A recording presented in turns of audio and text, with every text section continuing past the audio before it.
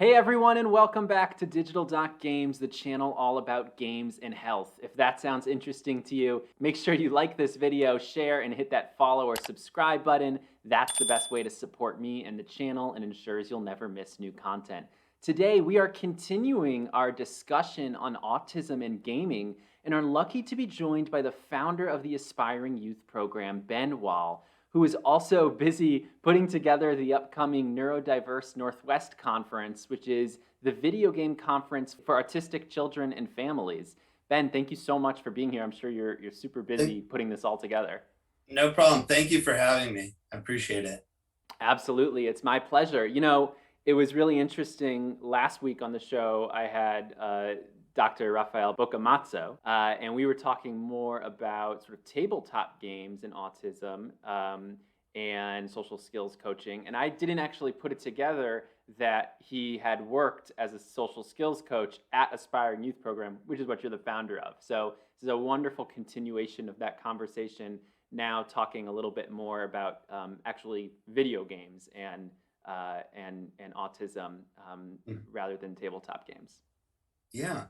Well, and we'll probably talk a little tabletop games today. There's some crossover. But yes, from my experience, I'm a master's in social work and starting social skills groups for autistic youth in around 2005, 2006. I was not a gamer growing up. So I quickly learned kind of the kind of social connection that a lot of my clients got from that, the sense of mastery and confidence they got. And now Aspiring Youth is part of Ryther. We're a nonprofit in Seattle here. And we have 125 years of history. And one of the big principles at Ryther is meet them where they're at. And for me, that meant finding creative ways to engage my clients, having therapy feel less like a chore and more kind of interesting and compelling. And Dr. Anna Donato and then very soon Dr. Rafael Bocamazzo, they were kind of our first Dungeons and Dragons facilitators. And that group, it was very interesting because I think a lot of my colleagues had doubts about that. Right. It didn't feel clinical enough. It didn't feel, in line with therapy practices.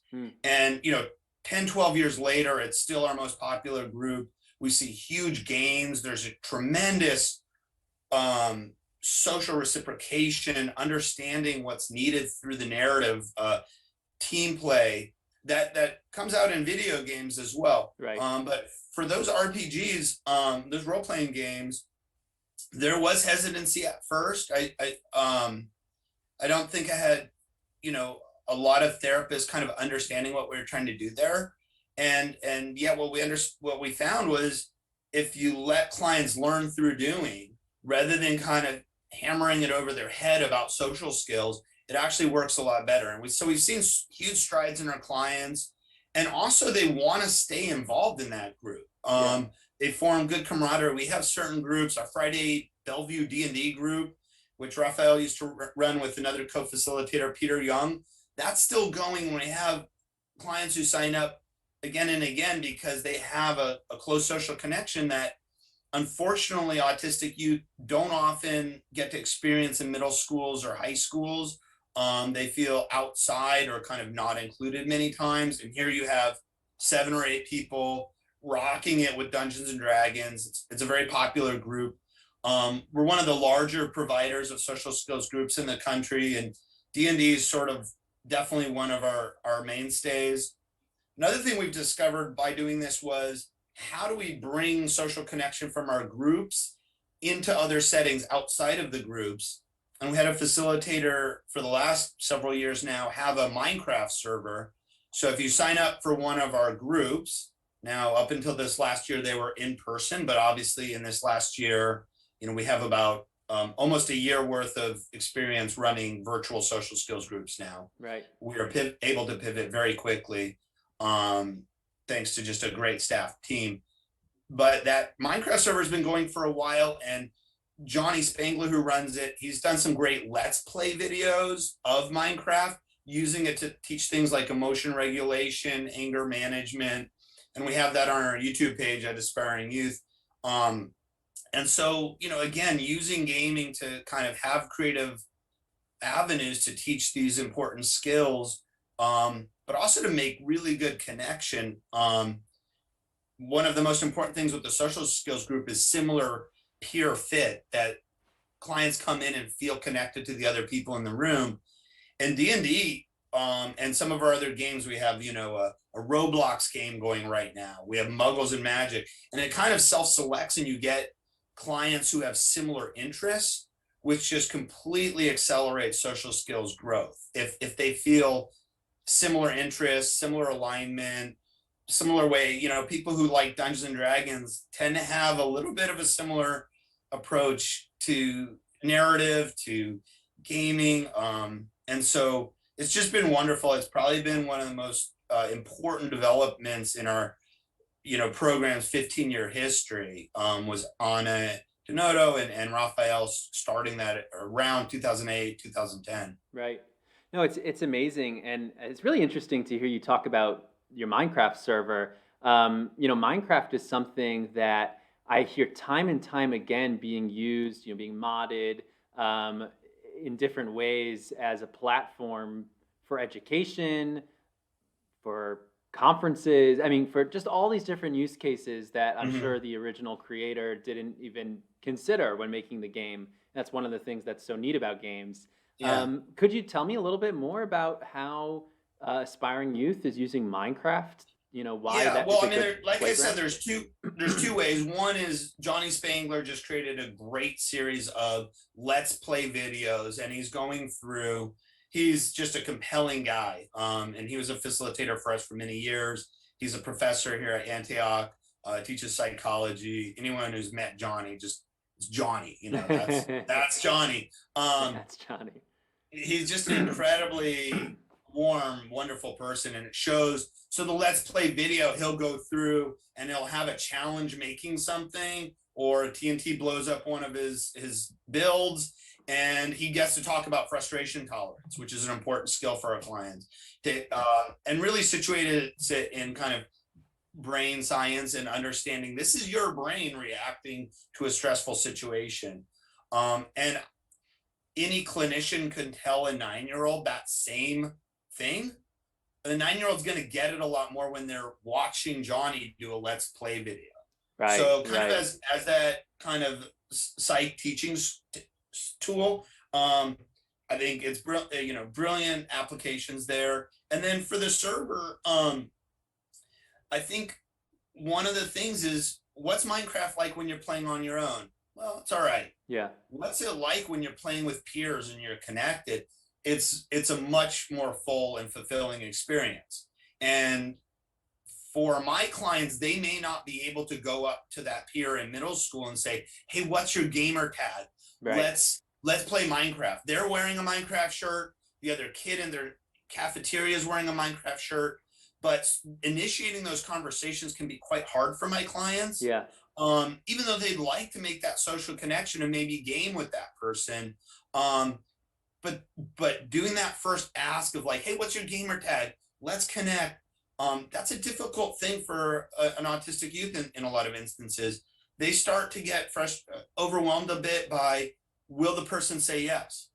What time will the person want to play? Does the person like my same servers? There's a lot of minutia and technicality that can get my clients hung up on that.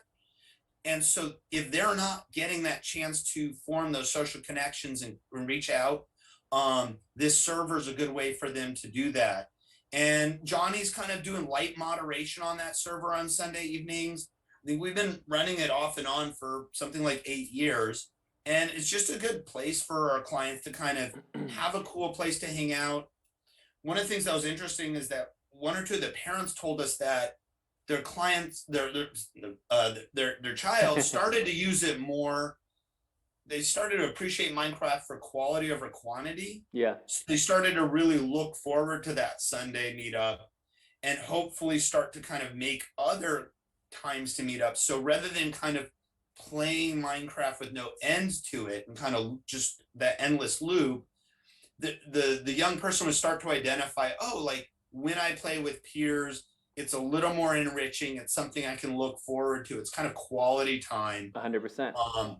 And I think that's, you know, an important skill for young folks to develop in relation to gaming. Right. No, absolutely. And what's so cool about that is that you just said all of that in the perspective and you know, on the topic of kids with autism, and you know, creating that, fostering that community, that social connection. And I think uh, people with autism is a really interesting population to explore that because of the challenges that they face.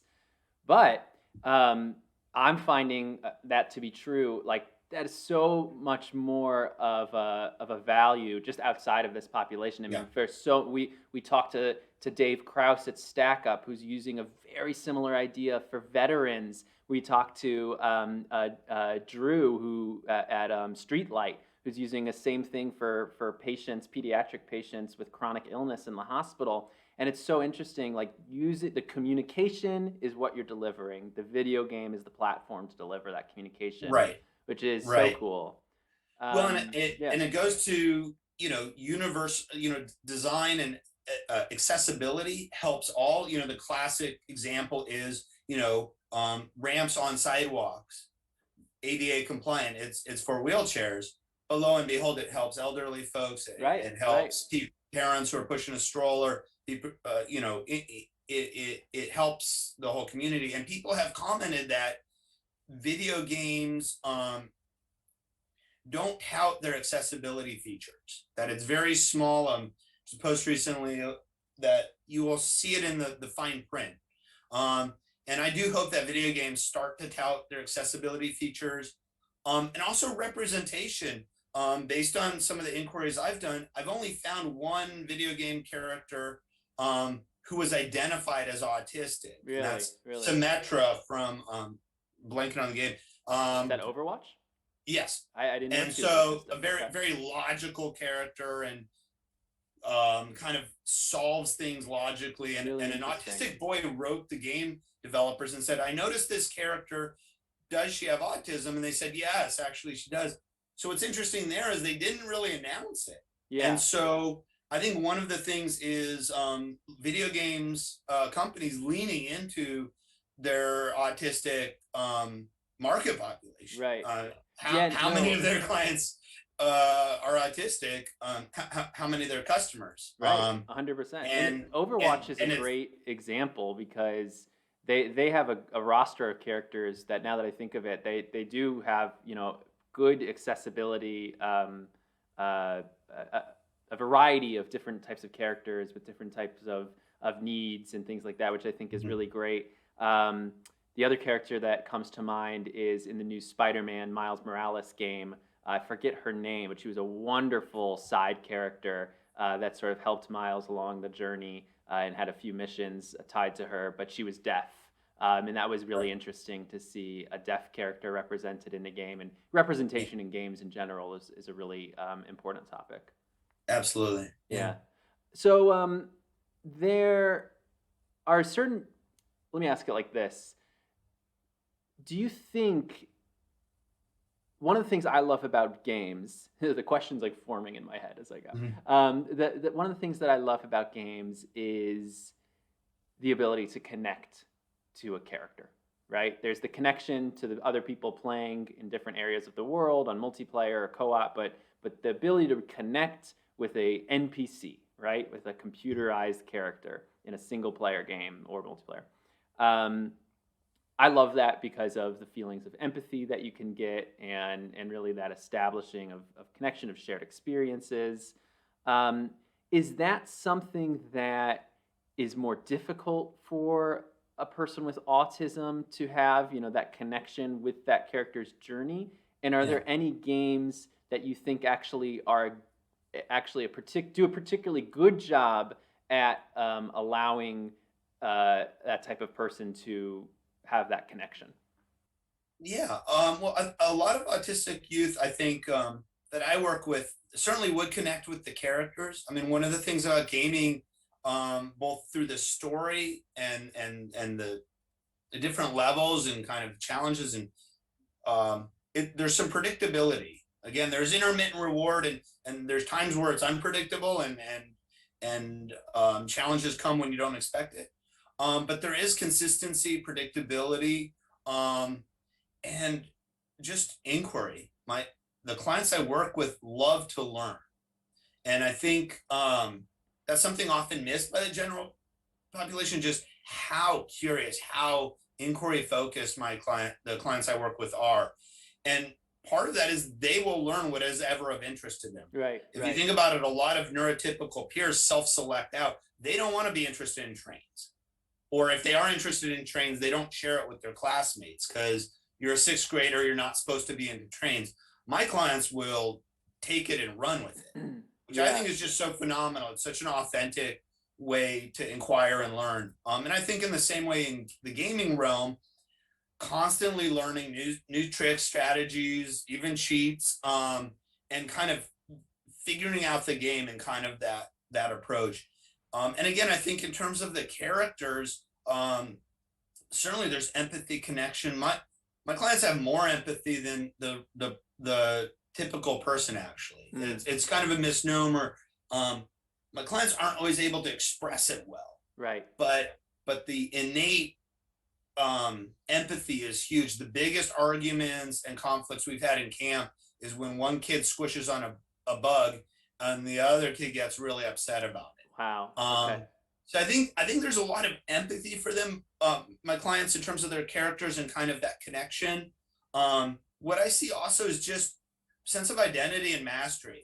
Here they're around a culture, a dominant social norm that celebrates athletic success, celebrates kind of participation in extracurriculars.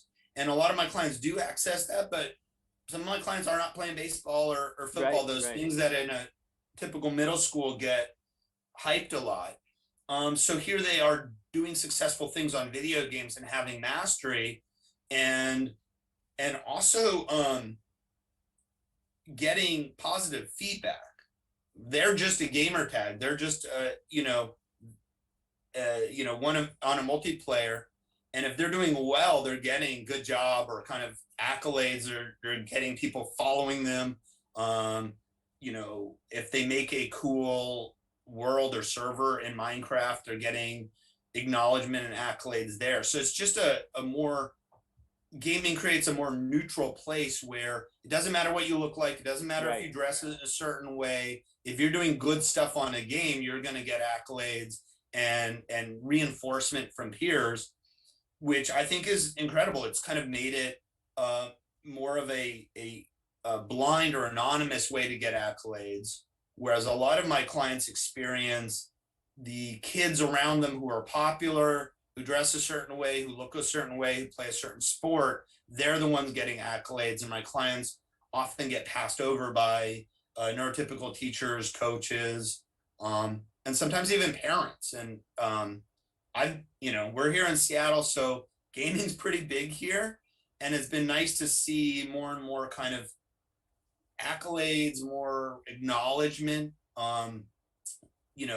When my clients are good at gaming, they're starting to show up at school, and other kids are asking them tips and how they did this, or it creates a lot of confidence. So Ben, you've mentioned twice now this term neurotypical, and the other side of that coin is neurodiverse. This is a terminology that I have to admit I had not heard about until this year. Let me dive in a little. I mean, it's and actually so neurotypical, the flip side would be neurodivergent. And then autistic and allistic. So allistic or non-autistic. I describe myself as a non-autistic, slightly neurotypical ally. I'm pretty neurotypical, but I've got my foibles and quirks, and but it would be not right for me to identify as kind of neurodivergent, because I acknowledge I haven't experienced some of the big sensory challenges or social challenges some of my clients have experienced. So I generally identify as a neurotypical who's an ally. I've learned a lot through my clients. I think when I was a 28-year-old person starting this program, I kind of defaulted to neurotypical. I didn't see kind of the more neurodivergent sides of our society and our world. And my clients have taught me a lot around that. And so most of my clients now will identify as neurodivergent. Also very interesting is, sure some of your viewers are aware, kind of autistic versus person with autism. And so here in grad school at social work, we were always taught person-centered centered identity. So person with disabilities, person of color, for instance. And autistic folks have done something really awesome and powerful, I think. And they said, autism is central to who I am. And I prefer autistic person. I prefer identity first language. And not all folks choose that. I want to comment because that's something that I've made sure to be aware of, certainly since starting Digital Games as well. And I found that seems to be a trend with a lot of people. I've disabled person, blind person, autistic person, but I think rather what I've taken from it is rather than just kind of give it a blanket statement, ask. You know what I mean? Exactly. if you're listening and you're gonna talk to somebody and you just don't know, just ask. That's what I do. And for me, I mean, learning happens when and learning about different cultures and communities happens when you get a little uncomfortable. And as a neurotypical person, and again, the movement Actually Autistic has just done tremendous things and really brought that voice more central. But as a neurotypical ally or provider, early in my career and my work, autistic was a harder word. I'd grown up that's an insult. Prime Minister of France had a huge flub in the early 2000s where he said that's a dumb idea, that's an autistic idea, right? And so that's an insult in that form. But what folks have done is reappropriated that term and really said, autistic person speaks to me so much more because it is exactly who I am. I don't want to change that all. It's not like I'm a person and then autism's over here. Right. Autism's really central. And Dr. B also talked a lot about that on last episode. That the idea in the, therapy of autistic people is not to try and make them something that they're not. It's not to try to make them neurotypical, right? It's like, no, like just like you were saying, like they are different. There are pros to that. There are cons to that, just like everything that makes us anybody different, but they have their own strengths and weaknesses, right? So Ben, the Neurodiverse Northwest Conference is coming up in just a few weeks. By the time this episode airs, it will have passed, but hopefully we'll have some more content around that as well. So typically this is a gaming-centered conference, sort of created with autistic kids and their families in mind, for autistic kids and their families. This year it's a little bit different with the switch to everything being digital. But tell me a little bit about what we got. I'll tell you all about it. And here's the beauty: NeurodiverseNW.com. So it's just the word neurodiverse, NEURO. diversenw.com. We will have the recording of the conference, and we will also have we have year-round speaker events. I know you had Dr. Rachel Cowart from Take This, for instance. So come and check out all of our recordings. The conference was actually conceived by some young autistic young adults, and I was fortunate to be in the room and kind of helping to kind of facilitate and see if we can grow it. But basically 2 or 3 years ago, we started to have conversations about how Comic-Con and PAX, as neat of gaming conventions as they were, they didn't really center the autistic community. Now they had add-ons. They had things like sensory rooms, and Dr. Bakamotso, quite frankly, has really accelerated, enhanced those conferences, improving how they reach neurodivergent folks. But by and large, these are large, tens of thousands of people at the convention hall, loud, there's music going. what we found in talking to our young adult clients is that they would go to these conventions, kind of make a beeline for their favorite tables, get a little of the experience, and then just get out of there. And in conversation, we realized that was a missed social opportunity. And what would it be like to have a convention or conference that was really centered on the autistic youth and their families? And we looked, and we actually only found one other. There's one in North Carolina called AspieCon. It kind of had a similar approach and was also started by a social skills facilitator. And I do think it's sad that, you know, in the whole country, there's a lot of gaming conventions. There's, by my count, maybe two autistic centered gaming conventions, ours and AspieCon. The idea behind it was to have it be smaller, more accessible, a little less focused on kind of getting autographs from voiceover actors and kind of actors, and more kind of experiential. So in 2019, we did our first one. We held it at Washington Hall, which is a beautiful big building in Seattle. It's hosted Jimi Hendrix and a lot of great musicians, Quincy Jones. And it was phenomenal. We had Peter Young doing one-stop D&D campaigns. We had Adam Davis and Adam Johns, who have a great organization called Game to Grow. Very proud to say Adam and Adam are both former facilitators at Aspiring Youth, and they were doing some really cool tabletop games. We had Child's Play, which is a really great nonprofit which donates. You're familiar with them. They donate gaming games to hospitals, and do a lot of other good work. Well, they had a great VR exhibit set up, and everyone was playing Beat Saber, and kids loved it. We actually had a few parents do it too. That was like the parent favorite.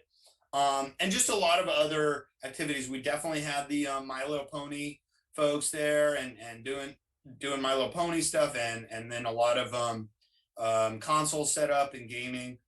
So we obviously weren't able to hold that last spring in 2020. We're not able to hold it this year. This year in 21 will be virtual. Sure hope we're holding it in 2022. And it'll be our second convention. It will take us 4 years to get to two. But the main goal there is kind of taking gaming as an interest and creating social connection, right? And so Neurodiverse Northwest is our attempt to do that. During the day, we're going to be, this year it's virtual, so it's a little brief. And we have this year, by the way, we have Mickey Rowe, who's an autistic stage actor, and he's the first autistic actor who played Christopher in Curious Incident of the Dog. He's a very experienced actor. He's a huge community advocate, has written wonderful pieces. He'll be one of our keynotes. Danny Reed is someone who's a autistic entrepreneur. He started something called Asperger's Experts, and is an autistic man who's really kind of doing incredible coaching and seminars. And we have a bunch of other great speakers. We have some young adults doing a panel on neurodivergent led design. So rather than kind of universal design, talking about what it looks like to design things specifically from the neurodivergent lens. So it's going to be a really great conference. Next year, we'll be back to in person, and we'll be kind of adding those gaming components. We'll be having VR again. Like all of your viewers, we're ready to kind of not get back to normal, but to be able to explore some new in-person services. Right, right. It sounds amazing. It sounds like the conference, like you said, is a wonderful way in a normal year to take these kids who are hopefully connecting with each other through these games in a digital way, but then let's bring it one step further. Let's get everyone together. Let's give them an experience. And like you said, there's multiple gaming conventions every year, but they're not necessarily neurodiverse friendly. So let's make it in a way that is. Ben, it's incredible what you're doing. If there's any way that I'm in the Midwest, if there's any way that I can help, Well, just sharing this. And again, really, it's my clients initiating it. Yeah. My client, I'm just a conduit. They say what they want to see, and I try to 100%. hustle and help them make it happen. But they came to us and they said, Comic-Con's neat, but I'm not making friends there, Right, or right, I don't like that there's thousands of people there. And so we right. started saying, like, how can it be smaller? How can it be a more neurodivergent centered environment? I will say I'm very glad to see the large conventions doing sensory rooms, low sensory rooms, having people on hand, like people trained by Take This to kind of help someone if they're having an anxiety attack or an anxious moment. So I don't want to take away from the large conventions are doing, but I just think it's an and situation, not an or 100%. situation. That's right. Yeah. That's right. Many Yeah. things, the best things I think, are just like that. Ben, if people want to find out more about either this past year's Neurodiverse conference, or next year's, or want to learn more about aspiring youth, what's the best way for them to do that? So again, NeurodiverseNW.com, and you will find aspiring youth links on there as well. So, the website for our main program, Aspiring Youth, it's aspiringyouth.net. We didn't get the .com, but we got, but aspiringyouth.net, and we run. Right now, we have about 15 online social skills groups. We have they're 10-week cycles, and up until this last year, they were really only available to people in Seattle, but they're obviously, our online groups are available to anyone, anywhere. And we match clients well. We do a free enrollment meeting. Our facilitators are not just DMs, but they are trained clinicians and providers and people with special education backgrounds or mental health counseling backgrounds. And we do consult calls. I think that's, differentiates us from maybe just a typical online D&D group. Is we have a very cohesive group.